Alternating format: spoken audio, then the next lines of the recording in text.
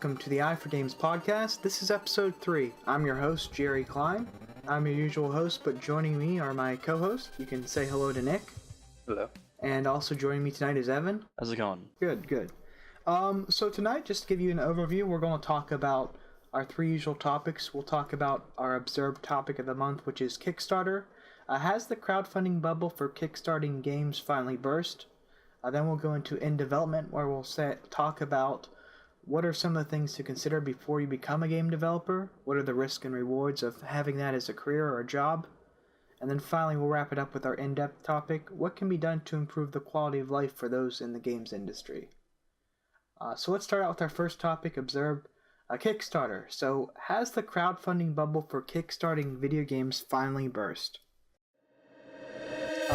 So it seems like people have been kickstarting games for a few years now, and I was starting to think, do you guys think that it's actually easier or harder to kickstart video games now than it was a few years ago? Because it seems like over the past couple of years there have been some pretty big failures and some kickstarting problems. So in general, do you guys think the kickstarting bubble has been burst? I think that in some ways Kickstarter's just sort of changed over time in that after Tim Schafer kind of really kicked the door in on it with Broken Age and raising an obscene amount of money in a very short amount of time, I think that a lot of developers just sort of flocked to it, and at least in those days it seemed to be a lot easier to make the same kind of money, if not more. And now that it's sort of been around for a while, it's become less and less, not trendy, but I guess less unique. It used to be, oh, this amazing game showed up on Kickstarter. Now there's tens of thousands of games out there on Kickstarter, it seems, every few weeks. So I think in that way it's just become, it's less it's less of a draw because of that. It's in some ways going the way of the iPod or the mobile industry in some ways, where there's just a lot of product out there, and so a lot of it looks similar, or some of it's just cheap and not really that well put together. Yeah, true. And I feel like the quality at which you needed to get a successful Kickstarter has obviously jumped up a lot too. Before it was 2 guys in their basement making a game and they could make crazy money because like you said, it was unique. But now you've got companies like, Uber Entertainment. They did that one game. What was it called? It was an RTS, and they made a shit ton of money on it. $2 million or something. So it's a lot to compete with when you've got a whole studio going through Kickstarter instead of 5 guys that decided to make a game. It's a lot harder to go down that route now. Yeah. So you guys, Evan especially, you compare it to like the App Store, like iPhone and stuff like that. Do you think? I mean, it seems like if you look at some of the games that have either come out on Kickstarter or maybe have been canceled, like there was one called the Stomping Land, which was like a dinosaur sort of survival game. That one kind of burned out and fizzled out, and the developer, he basically isn't really communicating with the Steam Early Access and the backers of that game. And I know there have been some other ones as well where people raise lots of money and you don't really hear from the developers anymore. So like that's where I'm thinking people are starting to get burned, because it seems like you have to put in more effort to do a good Kickstarter. And there have been some pretty big failures and even missteps. Even Tim Schafer and Double Fine, if you look at them, they had to basically split it up into 2 parts of their game. I know that really disappointed a lot of people. And I know their adventure game Broken Age has been a couple years in the making. So I guess first of all, do you think Kickstarter would be better if there just wasn't as much video game related content on there?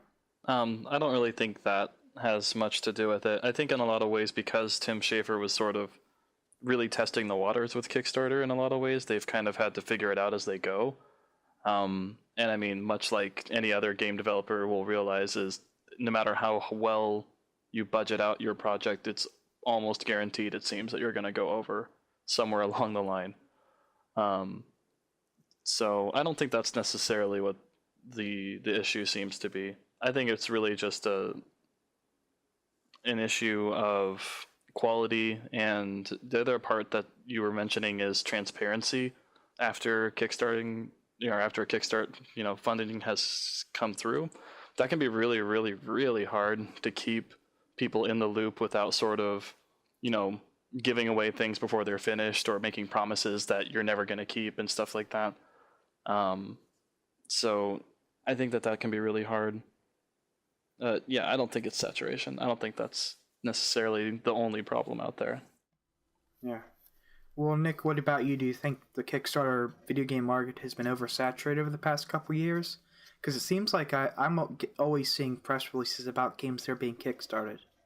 Well, I feel like two things. One, when you go to Kickstarter, you search games, and it just lists anything that's referenced as a game. I feel like it'd be nice if they had a little bit more in-depth detail in their games. Like, a game that's a board game is a board game, you know what I mean? Or a game that's a digital, actual video game is under its own category. That would help really divide it for people being able to find stuff easier. That's probably a giant thing that I think would help. But also, I do feel that there's the audience for Kickstarter is so big now that any small developer is going to have a bigger expectation for what they release because of what their competition is. Like I mentioned before, Uber Entertainment, they released this amazing video. They made a couple $1 million, and they released this giant RTS. Granted, it got a lot of bad publicity, and it still hasn't to this day gotten to its potential of what they were advertising. So if a company like that can't do what they've promised, and with a couple $1 million, who's to say that these smaller companies can do something, and that's going to really lose the trust of the gamers overall. It's just Kickstarter is going to get a bad name, and eventually who's going to want to throw money at a game? If you could sell yourself well, you can always still do well, but does it mean that Kickstarter is the best place? Maybe not anymore. I don't know. It just really comes down to the people, if they have lost their trust in Kickstarter, because there's still Indiegogo and a bunch of other sites out there, and someone could easily step in and call something new and take over Kickstarter. Kickstarter still looks like it's been doing great in all the other fields, but video games, I feel it's definitely a touchy subject. There's a lot of games that are not doing what they should have been doing, and I know Uber Entertainment specifically, they tried to do another game before their other game wasn't even finished, and it bit them in the butt. Like, they only got like a third of what they asked, and the game looked really cool. I was looking it up right now, called Human Resources, basically another RTS, but it was a little bit different and a little bit more artistic. It looked really, really interesting. Like, I definitely want to play it. And they completely canceled it. Maybe the game was completely scrapped. I'm not sure. But when you only get less than half of what you asked for and have to cancel it, that kind of shows that it did bite them in the butt because of what they failed with the first time. They can't just do it again and steal money from people. So maybe that's a good reference of how overall Kickstarter is going to be slowly regressing and not having a easy to just throw a game on the market and make some money. But you never know. I mean, it's hard to really say. It's definitely a back and forth type of scenario, especially with video games. Someone else could come in and just completely change Kickstarter by doing something phenomenal. So I wouldn't say it's like lost, like Kickstarter's going down the tube and it's never to go there again, but it's definitely right on the edge of what's going to happen next. Yeah. So do you guys, it seems like you guys think that you can still successfully kickstart a game. Do you think it's gotten easier or harder? Or I want to go back to that question because it seems like pretty much any game a few years ago was getting kickstarted, but obviously that was before there were so many projects on the website. So do you guys feel like it's gotten harder to do a really good Kickstarter, or what are your thoughts on that? I mean, it's more of an individual thing. If you can sell something, it doesn't matter the platform you use it on. It comes down to what your company wants to do. If you use Indiegogo, if you start your own website and you don't use Kickstarter, like, Kickstarter is just a platform. And if you want to use Kickstarter, it's a great place to do it. They do everything correct. I don't see an issue with Kickstarter. It's the same as anything else. So It just comes down to the companies behind it, and if they can sell themselves and do enough publicity for themselves. Kickstarter alone doing the publicity, you're probably not going to do very well. Like, any company that's currently been successful isn't only being successful by Kickstarter. They're doing some sort of advertising, whether it's simple Facebook posts or Twitter posts, or they're going all out and paying for ads on websites. The only way you're going to be successful is if you put your heart into what you're trying to release, and Kickstarter is just that platform. So do I feel it's harder? Maybe because you have more competition, but in the end, if you go all out, you should be good if the game's good, if you advertise it well, and if you are willing to go all the way with it, and if you make sure that it's not an exorbitant amount of money. If someone sees that it's a $1.4 million pledge, like, no one's gonna donate in unless it's like 900,000 in or something, but if it's a smaller number, it's a simple game, and you're a small company, and you throw that out there, and then maybe the next game you do, you bring the quality up and you bring the price up. If you slowly step into it, you have a little bit of history to show in each video. Look, we've done this. Then that's going to be a way to get in. But I don't think that anything's really changed with Kickstarter for difficulty of getting something out there. It's just there's more out there, so you have more to compete with. But if you can advertise well, and if you can do what you should already have been doing, even if there wasn't any competition, you should be fine. Yeah. Okay. Well, Evan, I know we were talking before the show for a little bit, and you mentioned you were actually part of a team that did a Kickstarter. Is that correct? Yeah, the Nightlight Interactive team was on Whispering Willows. Okay. Well, yeah, I mean, do you have any insight on how that went? Like, looking as somebody that at least had like a small role in that, do you think Kickstarter, did it work for your team? Like, how was the overall experience? Pretty nerve-wracking, more or less. A lot of money in Kickstarter kind of comes in the same pattern for most teams, and that is that it usually starts high, and then it tapers down, it plateaus, and then it spikes high at the end. And so almost every project has this, big U shape to it in their graph. So that's probably the worst part is, we had this huge spike, and it's like, oh, we're trending towards, this number, but that's just, if the rate doesn't change. 9 times out of 10, it's probably going to change. So I think that, at least as far as a platform, Kickstarter is just as easy to use as it ever has been. I don't think that selling yourself has gotten any easier. Trying to market anything is always going to be difficult, and making yourself stand out from the crowd would be what I say is the hardest thing. Getting someone to actually click on your project when it's just in this sea of other icons to click on. So I think that's the biggest thing. Yeah. Okay. Well, so, I mean, other than, it being nerve-wracking, would you say it was a overall positive experience? Yeah, I would say it was relatively positive. At least in our case, because it's both a means of getting fundraising, and it's also a means of starting your own community and kind of getting your own group of gamers that are interested in what you're working on. And, word of mouth has a lot more power than it even used to, because the internet's, insane how quickly you can have information travel. So, our project was only 15,000, ended up being funded for 20,000. And even with just that small group of people that were, I think we had maybe 200 or 300, maybe more, for our actual backers. I think it was in the 1,500 range, but regardless, just off of that group of people, though, we still had, that number grew exponentially as soon as the game got kickstarted and it was out there on Steam and on Facebook and all these places. So I think it's really just, it's the fastest way I can think of to start at ground zero and go from 2 guys with an idea to we have 10,000 people that are interested in what we're making. So I think that's the biggest thing that makes it, exciting and so cool to be a part of. Okay. Well, have you guys ever put any money towards a Kickstarter, towards a video game project? And if so, how was that experience? I put money towards Broken Age when it was on Kickstarter originally, and it was more money than I probably should have. I did the $250 tier, and that was because I'm a huge fan of Tim Schafer, and of Double Fine. They make amazing games, and that got like the signed poster from the team and all that kind of cool stuff.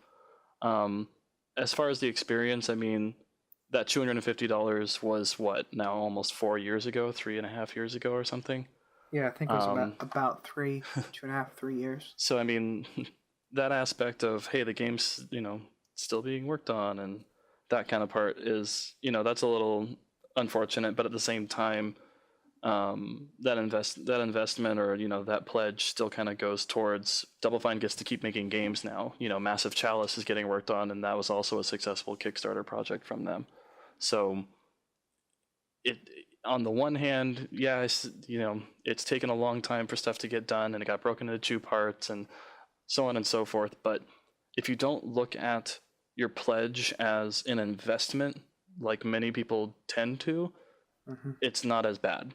You know what I mean? It's like you're basically angel investing somebody. You're saying, here's some money because I like what you do. If I don't get this money back, I have to live with that because you can't guarantee me anything. Especially with something like game development or like product development out there is both very volatile, high risk industries. So yeah, and I feel like that's the big problem that people fail to see about Kickstarter. It is like a risk. I mean, you're basically making a donation, and you're not. The problem is that people see Kickstarter as, oh, I can pre-order this game, but really that's not what it's about at all. Yeah. Nick, what about you? Have you ever donated to a Kickstarter, and if so, how was that experience? I've thought about it on several occasions. I never actually bit the bullet and did it, but there was times where I wanted to, and then I'd slowly read down all the bonuses, and then I'd find myself at the $600 section and almost hit buy, and then I'm like, probably shouldn't do this, and it inevitably got me to not do it, which I probably should have bought in one of the lower tiers. But that always seems to happen with me, and I guess it's just because I'm like, oh, but this is, oh, look at this, oh, wait, this one comes with a signed, like he, what he did, and I just never went ahead and spent that kind of money on it. And I don't know, maybe I will. I just, I look at some games, and I'd rather have a company that is going to securely, I know I'm going to get something from them, right? And one of the big games, and I bring it up again because this was one I almost bought something on, was the Planetary Annihilation by Uber Entertainment, and I was really close to buying something from them, and I look back and I look at that they had not done so well on Super Monday Night Combat. It did great originally, but it slowly died off, and they haven't had a lot of experience, and that's probably what inevitably made me not want to do it. And I'm glad I didn't, because it didn't turn out as great as it was supposed to be. And I feel like that one project has kind of killed Kickstarter for me personally, because I'm like, well, if this company who got $2+ million on their game, or whatever their I forgot what their Planetary Annihilation figure was, but if they couldn't do it, then is it worth investing money into a company to possibly get some special stuff if the game's not going to be exactly what that little commercial in Kickstarter says it is going to be, but I don't know. I go and look once in a blue moon. Again, they have this new one that was out, and again by Uber Entertainment, and it looked great, and I was possibly going to put money into it. Hopefully they would get this one right, but they canceled it before I could. So I guess it depends on what I find. If something really blows me away, I will. I'm not on it as much. I don't buy a lot of games. I buy ones that pop up here and there. So I guess it just comes down to what the game is. Maybe I will. Okay. Yeah, so it sounds like you haven't been completely turned off by Kickstarter, at least by giving money towards it. So would you ever consider using Kickstarter to fund a project of your studio? Or Definitely, but I would never use it with the mentality that 99% of Kickstarter uses it as, is I have this idea, here's 3 drawings, give me money so I can make it. I would go to Kickstarter with, here's our game, it's 90% done, give us money so that we can not use Kickstarter for what it's supposed to be used for, because I don't believe in give me money and let me plan what I'm going to do with it and then hopefully give you something. I think that's a terrible mentality as a game developer, and if you're not, unless you're a small studio and you're asking for 10 grand, that's great. But if you're asking for $900,000, which I just looked up, Planetary Annihilation, you should already have most of it done. I'm sorry, it's completely ridiculous for you to try to get every single penny just to start the project. And If you're going to do something, be like, here's the game. Look, I've already got all this content. It's 90% done. It's solid. If you got this right now, you'd probably be happy. But we want to bring it the extra mile. So give us the money to cover all the releasing costs, to get your game pre-ordered early, all the bells and whistles. Here's some really cool extra stuff you can get. Basically a pre-order platform to help finish that last 10% off and really polish the game and release something. If that was the case, definitely would use Kickstarter or something along its competitors, Indiegogo or whatever they are. But as for the platform that 90% of the people use it for, I have this idea, here's a drawing, let's make something, here, hand me free money. I don't believe in that. I think it's ridiculous for someone to do that. Again, unless it's a really small project and they're like asking for a small amount of money to release something very simplistic. But for a game as quality that you can make a couple $100,000 or more on, you should have something. It's I don't believe in that. But yeah, so I'd definitely use it, definitely. Okay. Well, Evan, what about you? If you were leading a project, would you use Kickstarter again? And if so, how would you use it? I personally would probably go more the route that, we're talking about, as far as here's my game, it's almost completely done. I really just need to kind of back pay some bills and, finish out what I have left, kind of this, sort of a pitch on that level. Yeah. I don't really love giving, just anybody a bunch of money with the hope that something will get made. Especially when I kicked in for the project with Tim Schafer and Double Fine, I know that the project was small enough and that, where their goal was very realistic, and, I'm biased. I have a huge affinity to the company. So I think that, at least in that case, is the same idea. I would definitely use a Kickstarter in the future, though. I have I've got ideas and plans kind of always rolling around in my head as far as, what track to go next. So it's definitely in there. Okay, cool. Yeah, so it seems like, the people have definitely been burned by Kickstarter lately. Well, by lately, I mean, gradually over time. It didn't happen overnight, of course. And, we've seen some big name disappointments and things like that. I don't want to really talk about Peter Molyneux and Goddess, because that's a whole podcast in itself, practically. But that's one that, is worth mentioning. Is an ongoing disappointment for backers. So, yeah, but it seems like maybe there's still some life left in Kickstarter. I think we both seem pretty positive on it. We both seem like, well, you can use Kickstarter if your game's mostly finished and you need some additional funding, but funding something from the ground up, it seems like, is a pretty risky endeavor, especially if you're asking for a lot of money. So before we move on, any final thoughts on Kickstarter? I don't think that it's we blame Kickstarter and say Kickstarter burned us. Like, again, Kickstarter is just a platform. Like, they can't control this, and they do out front say, if you're going to put in money into this, you're risking your money. So, and they do defend a lot of their customers too on certain occasions. If the client, or not the client, but if the person releasing their project completely gives nothing, like, Kickstarter will usually do some sort of system of getting people's money back. Like, you can't just put a Kickstarter up and then steal people's money and run away.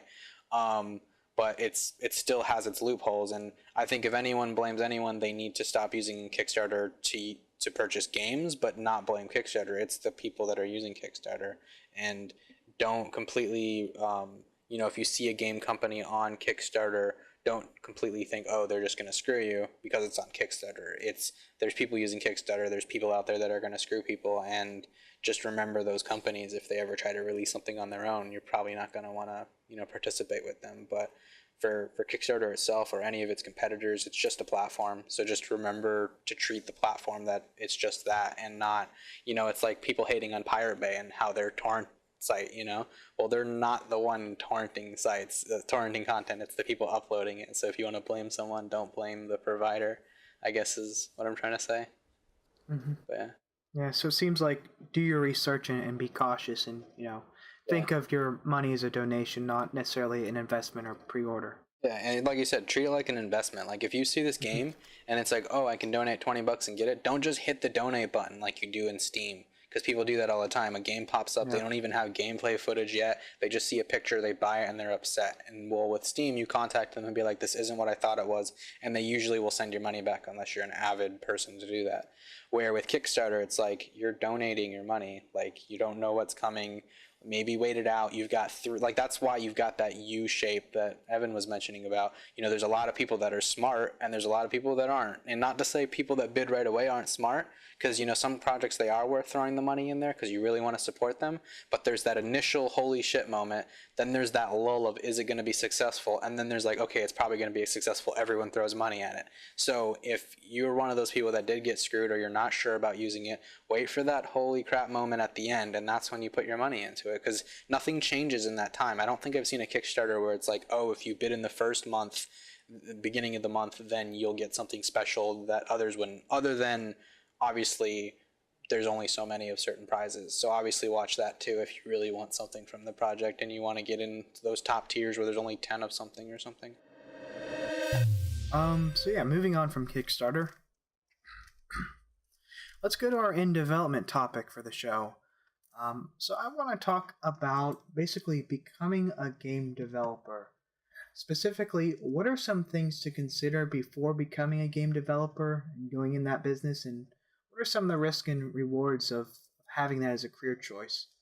Let's start out with some of the rewards and some of the positive things of becoming a game developer. So, in your opinion, what are your guys' thoughts on going into game development, either part-time or full-time? What are some of the perks and what are some of the benefits of that?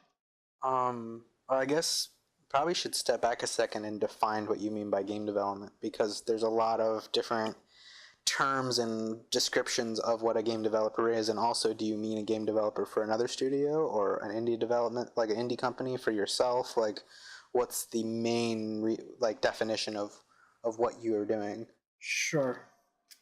So let's just take it this obviously can get a very specific topic, but let's take it at a very broad, sort of high overview, and just say in general, whether you want to let's say maybe you don't want to start a studio, but you want to work for someone else, either in a AAA capacity or on a small indie team. But either way, you're not the boss, but you're working with other people in some kind of role, whether that's like a concept artist or a programmer or whatever. So let's just sort of look at that at sort of basic high level. All right, and what are the benefits to it, was the question? Yeah, let's start out on the positive note. What do you think are, like, if somebody wanted to get into that as a career and said, hey, I want to join a studio, I have, X and Y skills, what are some of the positive things they can expect? I mean, if you're a gamer, you get to do what you love. I guess it's that's asking what's positive of getting the job that you want to do. I mean, if it's not something you want to do, then there's probably not going to be anything positive about it because it's not your passion. But if the person that is getting this job, their passion is video game development, and that's what they want to do for a living, depending on their type of job, they really get to help mold something that hopefully will get to play or inspire other people to come down that same route of enjoying the game or possibly becoming a game developer as well. So like if you're in the art field, you really get to go, and again, it depends on how much control you have. If you're in a AAA studio, you may not have all this, but if you're in a smaller studio or you're running your own thing, you get to really develop an original art style maybe. Or if you're a programmer, you get to invent a new type of gameplay or a new game completely that no one's seen before. The exploration of creating something new and discovering something amazing is probably the coolest thing for game development. But again, it depends on where you're at. Like where if you're in a AAA studio, and if you're just doing texturing, and it's half a project, you're giving a 3D model, let's say, and you only texture the foot. Like, are you going to enjoy your job? Probably not, and it's going to be grunt work and not a fun atmosphere at all, probably. So it really depends on where you're at. But I think there's definitely a lot of positive things that will relate in how you can express yourself and how you can really make something original and new, or something maybe not original and new, but something that rivals something that's great. Making the next Halo, making the next Grand Theft Auto, whatever that you're trying to rival at the game development, being able to go and try to top that and make something new is probably the coolest thing about it. Well, Evan, what about you? I know you've done a lot of freelance work. So what do you think are some of the perks of working as a freelancer in game development? I mean, I think that freelance in any industry kind of has the same caveats of paychecks are not going to be consistent and that sort of thing. But I think that on the plus side, it's like you're saying, I mean, if you're doing something that you love, then you're doing something that you love. If you are a huge gaming fan and you get to work on games, you know, if you enjoy art and you're now doing art for games, well, you know, win-win. You're already doing exactly what you want to do. So I think that's really that's all there is to it. I think that if you have sort of that drive to make something or be a part of a project that reaches a lot of people and you get that name recognition, I think that's also a really big plus as far as working in a AAA studio. Okay. Yeah, so it seems like if you get the chance, creative freedom is obviously a big plus. But what do you guys think are some of the negative things? I know we've kind of touched on them, on maybe not having maybe not having as much say in things as you would like, or having as much creative freedom, but in terms of like overall things such as, you know, pay and benefits and creative expression and those things, what are some of the negatives and some of the bad experiences that you guys think that people may have if they try and enter game development as some kind of career? I would say that a lot like pretty much all the other entertainment industries, video games are very volatile. Layoffs happen, projects get restructured, studios disappear overnight. It wasn't long ago that it seemed like there was all these giants of industry that were never going to go away, and then the economy hit the bottom and a lot of companies just disappeared. So I think that, you know, overtime is pretty much expected at every studio. The games industry works really hard, and as casual of a workplace as it can be, I think that there's a misnomer that, oh, if I'm working games, I'm going to be happy all the time because I'm working on games. There's nothing, you know, unfun about it. But especially if you work in a big corporate environment, you know, your hours can be absolutely insane. I know for a fact that Rockstar here in San Diego, they work pretty much 50 hours a week. That's their normal work week, and then overtime is 60, 70 hours. So, you know, it's just an expectation you have to kind of have. Yeah, I also feel like working specifically in the AAA industry, unless you are one of those people that are able to really do a project on their own, like create characters, let's say. That's something that I could see someone, I make characters for video games and I'm solely the designer of this character. I did the concept art, the 3D, I textured it, which is rare. That doesn't happen, but it does. Those type of people probably don't have an issue. But the people that are pulled in to do little bits of work here and there and working those crazy hours, it's going to probably ruin your passion for the industry. And expect that. Like, I'd have to say that's probably the worst thing for anything, out of anything that you could choose, you know. Put the money aside, put the hours aside, or I mean the hours would be the reason for this, but the amount of pressure and work that you have to pump out at those studios is going to ruin the job for you. You know, someone may love being a cook, but if they work at a really busy restaurant and they cook the same meal 100 hours a week, you know, crazy hours, just going at it, cooking, they're probably going to get fed up with it. And a lot of chefs, you know, they have their staff, so that's something that helps die that down. But for this industry, it just expect your passion for what you want to create to just slowly fade away and hate what you're doing. And I guess that sounds super negative, and it's probably not the case all the time, but I feel where you're in a more casual atmosphere, if it's a smaller studio and you're doing something because you love what you do, not because the guy above you told you to do it, you'll enjoy it more. And that's not usually the case. You don't get to do what you want to do, you get what you're paid to do. And in the end, this type of industry, you do it because you want to do it, not because it's good money, not because it's got job security, not because it's easy to get a job, because all three of those things are not going to happen. Job security is out the window. Finding a job is going to probably be one of the hardest jobs, if not the hardest in, you know, looking for jobs. And your money's not going to be what it should be unless you're, you know, one of those guys that happens to be a god at what you do and you just can't be beat by anyone. Then you can pretty much pick your figure. But just speaking to the average audience of of game developers or people working in the game industry.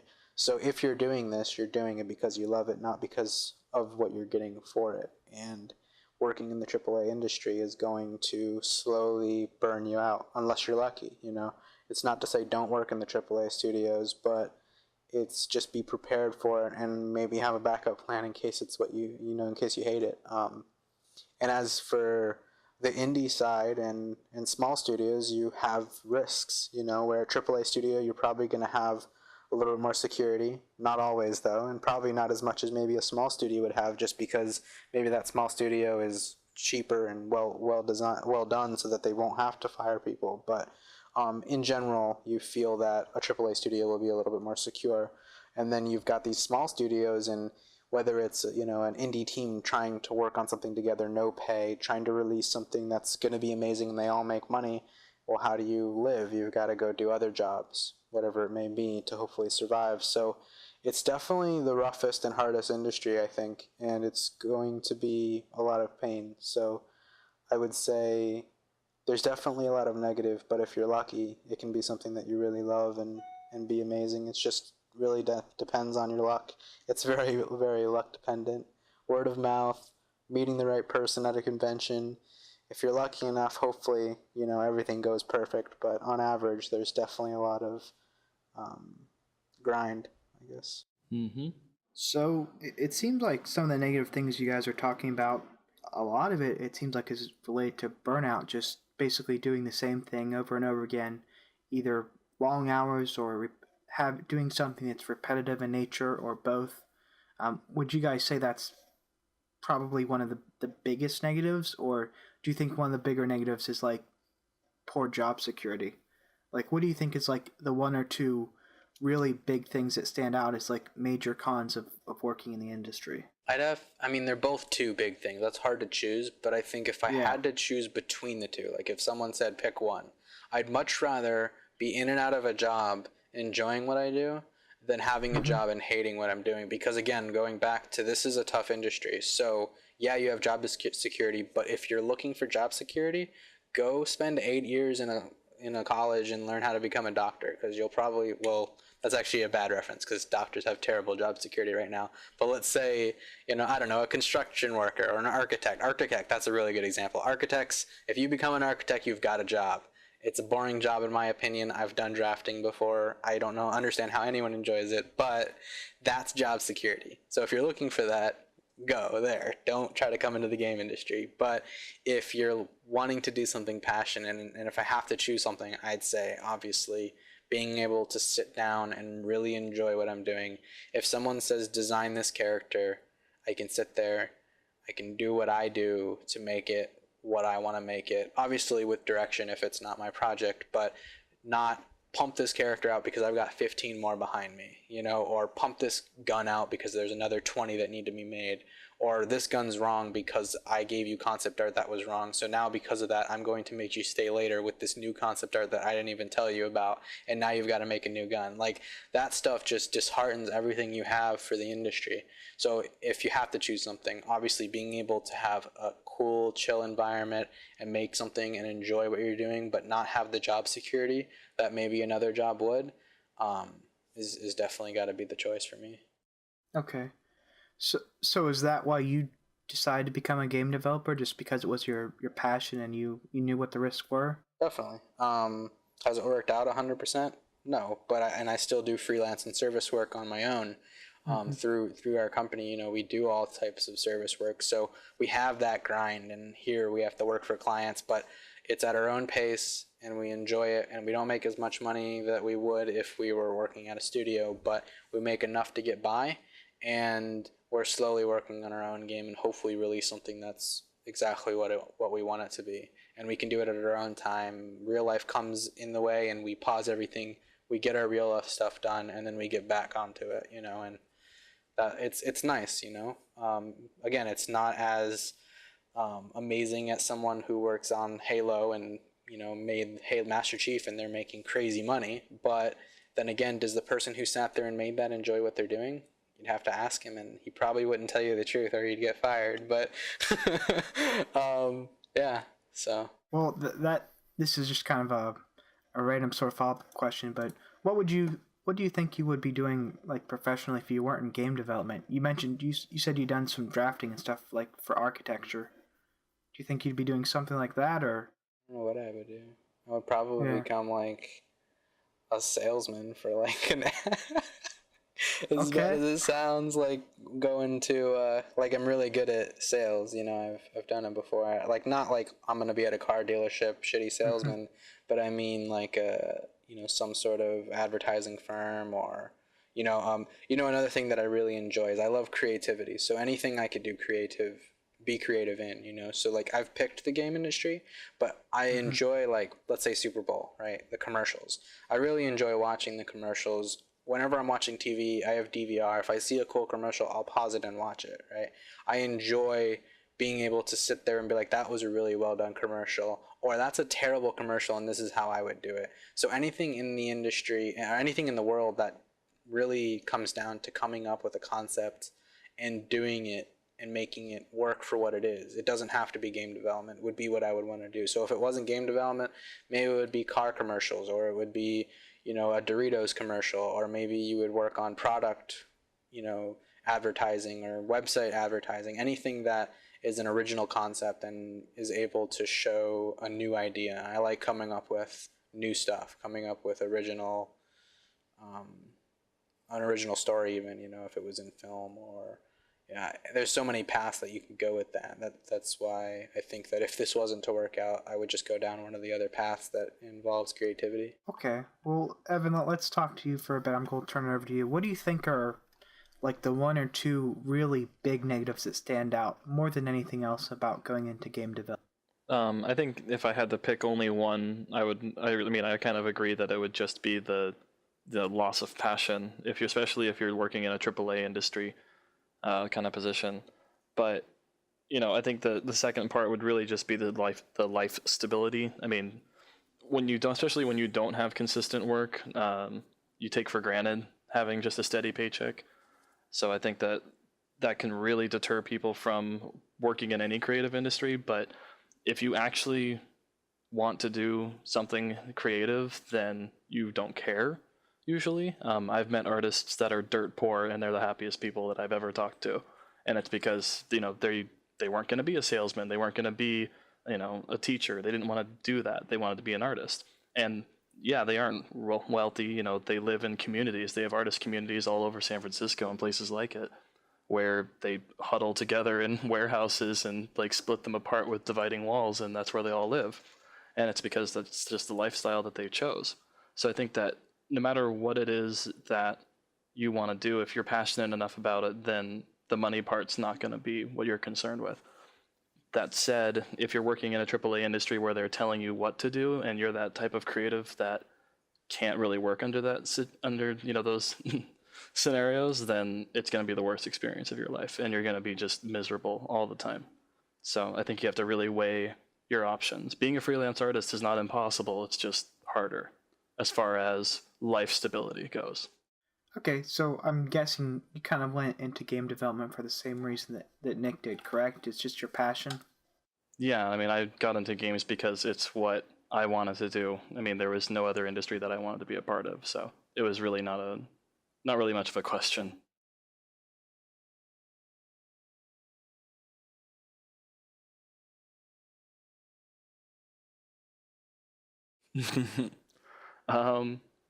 In all happenstance, probably doing construction, because that's what my dad did for a long time as a contractor, or working for like his friends who own contracting companies.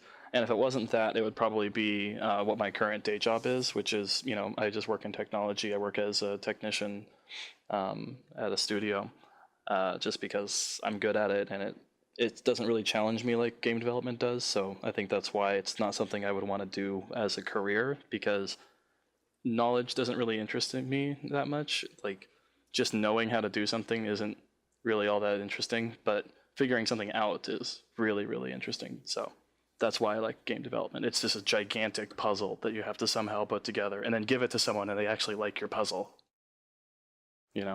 Okay, well, I think we've pretty much covered the positives and negatives of becoming a game developer and the sort of risk and rewards associated with that.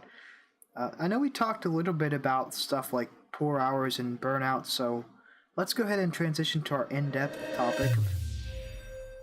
So, game developer quality of life. Uh, so, you guys mentioned, of course, some of the negatives. What do you think can be done to improve the quality of life for those that are currently working in the games industry? Do you guys have any thoughts or ideas on how you can improve the overall experience? You mean like how can you In make terms your of job just, last, or what do you mean?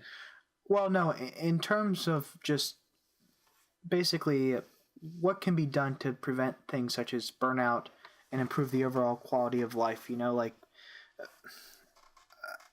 I guess you mentioned working a lot of overtime and poor hours and not having a lot of creative freedom. Those we mentioned were some of the big negatives.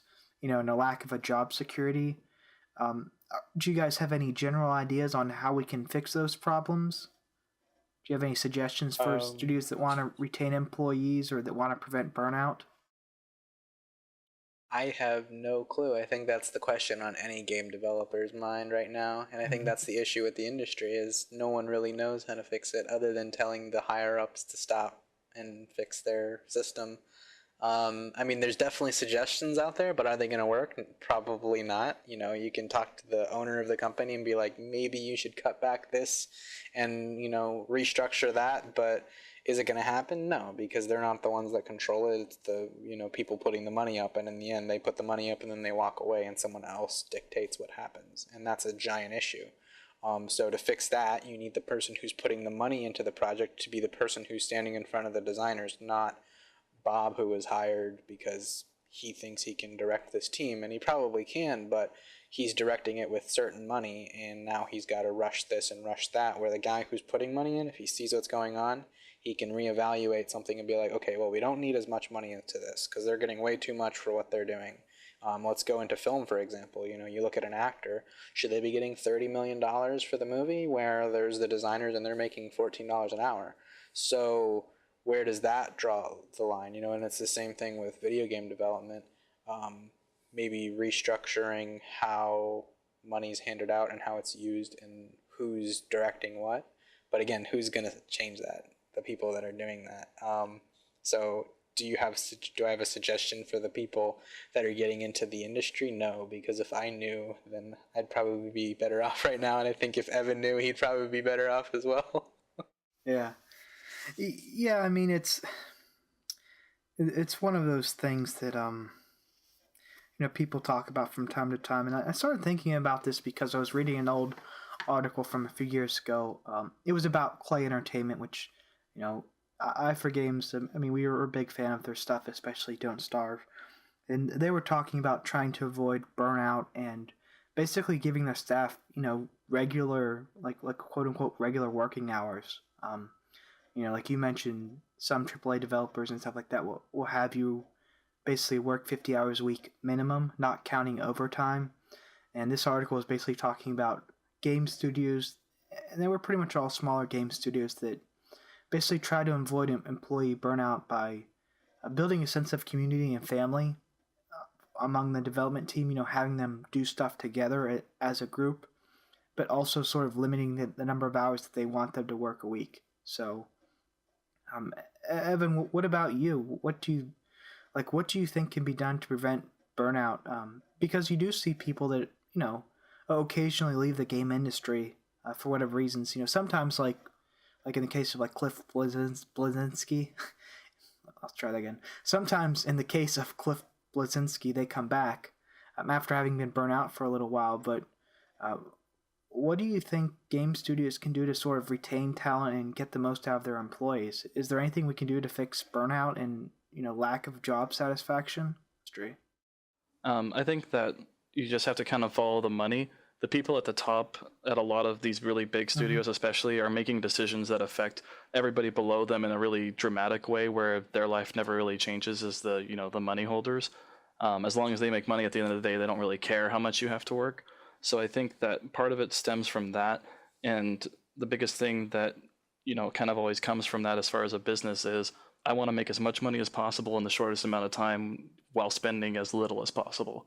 And so if I can pay a bunch of people on crunch, overtime, instead of paying new employees or more employees, that's generally cheaper because I don't have to pay their insurance and taxes and all these other things that comes with that.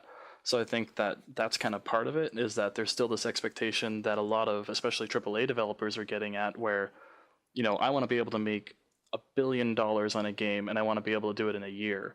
And that kind of turnaround time is now becoming that, because you can make a game, if you just are rehashing all of your old games in that short amount of time. 2 years is a development cycle for some of these studios now, because they have so many people and so much money. So I think that that's part of it. The other part of it is games and film kind of had the same problem, where the director is making all of the calls, and when they do that, it kind of slows down the process. You have all these things have to be approved, and when they kick it back, it slows down everything, and it costs more money to redo everything. So there's not really an agile development in that way for a lot of these places. So I think that the workflow kind of needs to change. Maybe that's just me. Yeah, no, it seems like in some cases a more democratic sort of process as to how the games are made, or at least how the studio is run, I think would be a big help. But obviously, when it's a large studio, there's only so much your average employee is going to have. So this is an interesting topic, and it's something that has been ongoing. Do you guys think, overall, do you think the quality of life for people in the game industry, whether you're a programmer or an artist, do you think that's been getting better over the years, or do you think it's mostly been the same for a while? I think that the quality of life for game development's been the same for a little while, and I think that it's going to get better as more of these small studios crop up over time and sort of take over, or especially just poaching people that get laid off from these big studios when they restructure all the time.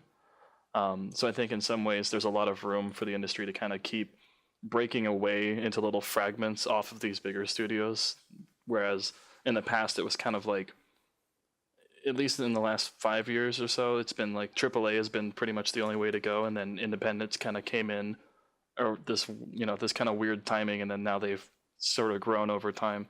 And the olden days of games, game development used to be really small teams, and it was totally possible to make a game with a small team that was really passionate about it and make tons of money through shareware and stuff like that. So I think that in some ways it's kind of made this big circle of, we started out small, we got really, really big, and now we're kind of going back to a mix in between.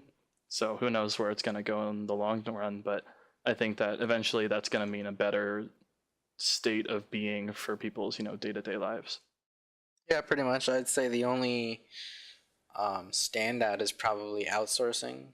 There's been a lot of work that's just been outsourced, and that's a lot of loss of jobs. So there's certain jobs that, let's say someone was a 10-year veteran and that was their type of job, and now they're jobless because that job has been either brought in, and by outsourcing I don't mean literally outsourcing it to somewhere in, let's say, India, which that's definitely the case, but I also mean outsourcing it to a computer.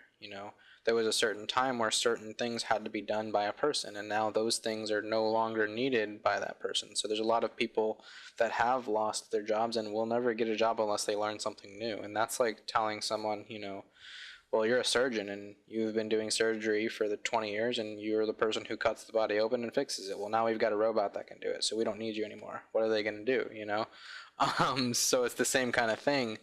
There's people that are losing their jobs to not only computers, but also people that are being paid way less in other countries.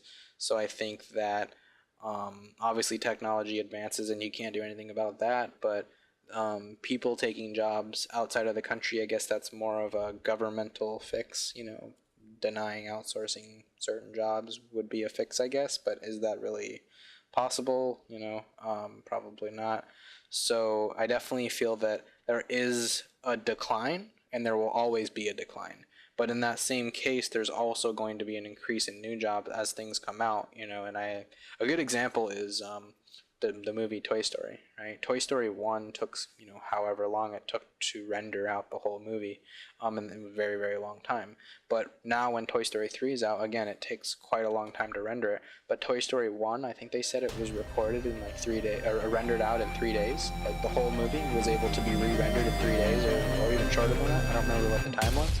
So as like the industry develops, certain things that felt very long and over processed back then are archaic now, right? So even though certain jobs have been outsourced to whether it's a person or a computer, there's going to be new jobs that come out that make the current stuff still take forever. So it's definitely a battle back and forth, and I agree with the full circle, of there was small and now big and now it's kind of a good mix. I definitely agree with that.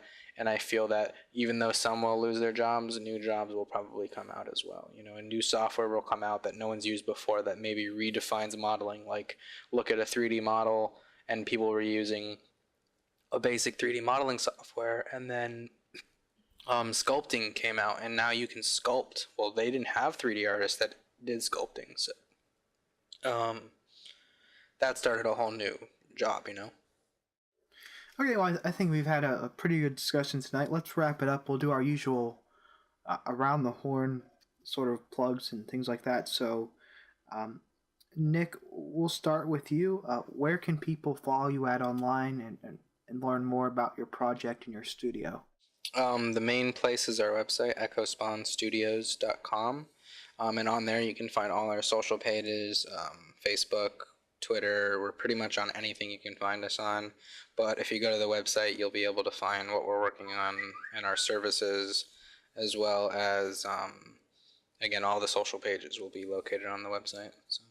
And Evan, what about you? Where can people follow you and your work at online? So I can be followed at Graphical11 for Twitter, and the Nightlight team can be followed at Nightlight Games. There's a Facebook page for Nightlight as well as one for Whispering Willows. And that should be pretty much it. Okay, great.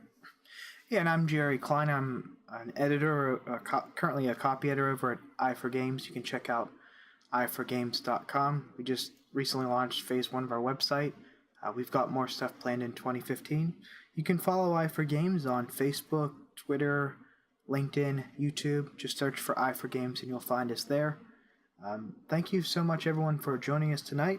Good luck with whatever projects you're working on, and be sure to keep an eye on i4Games. This is Jerry Kline, signing off.